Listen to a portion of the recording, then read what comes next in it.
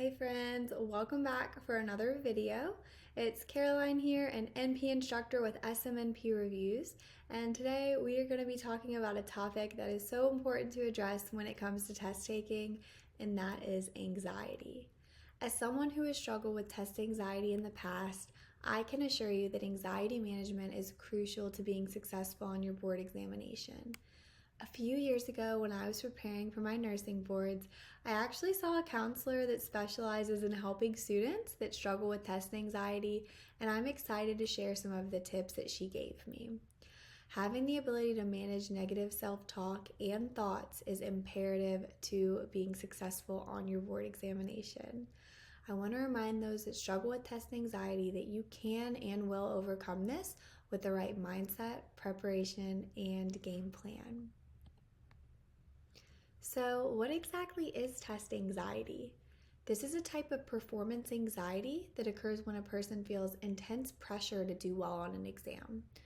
Those who struggle with anxiety related to test taking may experience negative emotions and sometimes even physical symptoms due to the hormone adrenaline that causes the body to go into fight or flight mode when it is stressed.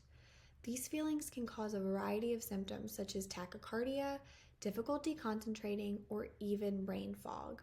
Of course, a little bit of anxiety is expected and can even be beneficial as it helps with focusing. However, when this nervousness turns into panic level, it can negatively affect outcomes. One of my favorite tips that my counselor shared with me was to consider keeping my test date private and only telling a couple of people who needed to know. We all have people in our lives that truly want us to succeed. However, having multiple people constantly asking about the test can create anxiety, whether we realize it or not. When I was preparing for boards, I only told my husband my test date, and it was so fun getting to share the positive news with family and friends after I was successful. And I didn't have to worry about the possibility of letting everyone down because my test date really wasn't shared with many people. I understand that you will most likely have to share your exam date with some people, but I encourage you to be selective when sharing this information. If there is anyone in your life that tends to create feelings of anxiety, you may want to reconsider sharing this intimate detail of your nurse practitioner journey with them. Another great anxiety management tool that I love to use is deep breathing.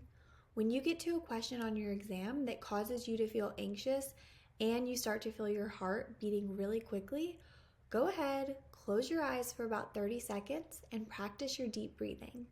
I personally love to use the box breathing technique, which is when you breathe in for 4 seconds, hold that breath for 4 seconds, let that breath out for 4 seconds, and then hold that breath for 4 seconds.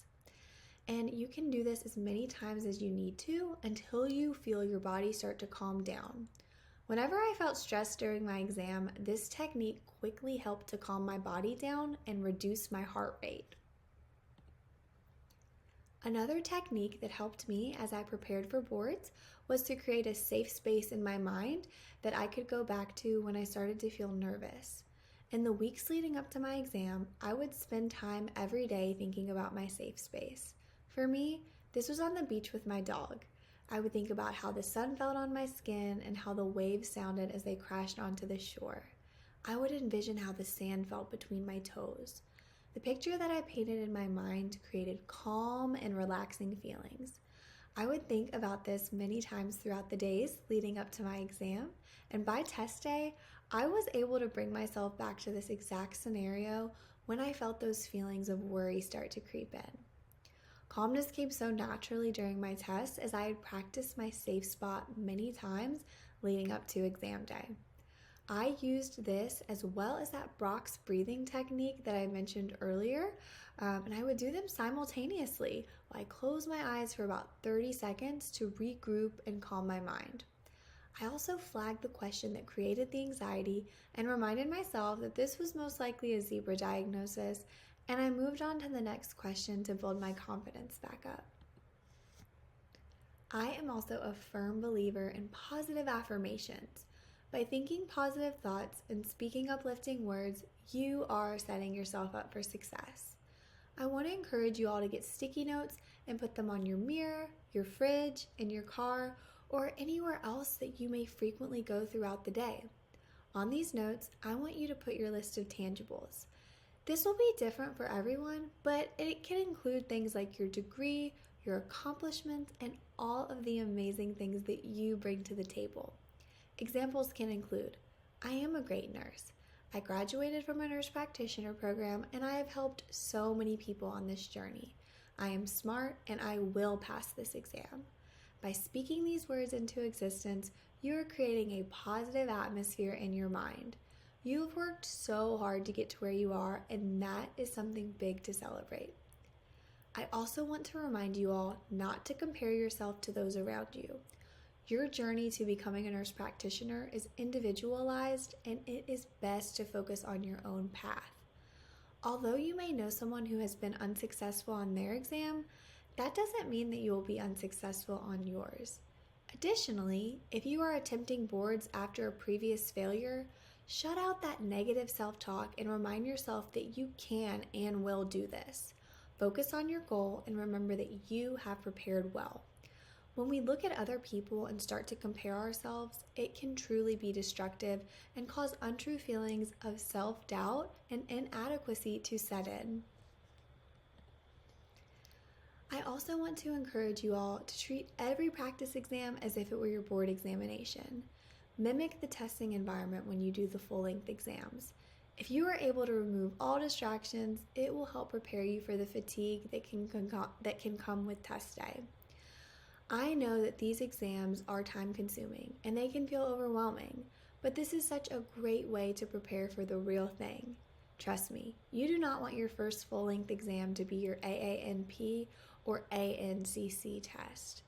By preparing for the mental fatigue that can come with these long exams, you are building stamina and will experience less exhaustion during the real exam.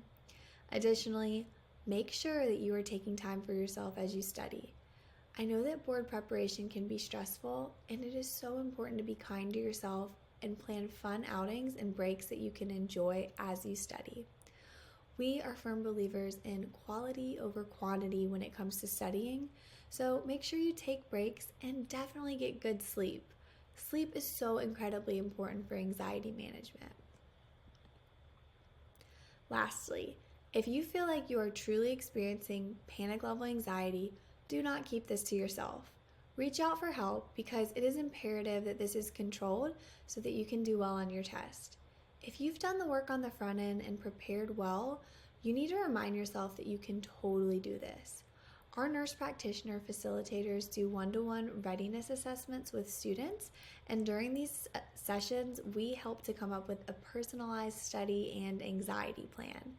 These sessions may help to reduce your anxiety and can truly boost confidence. Well, that is it for today. I hope that you all found this video helpful as you prepare for your exams. If you are interested in board prep that truly focuses on anxiety management, check out our website for more information on our courses. We believe in you and know that with the right preparation and anxiety management, you can totally pass boards. We are all rooting for you here at SMNP Reviews and cannot wait to see you become a real deal NP.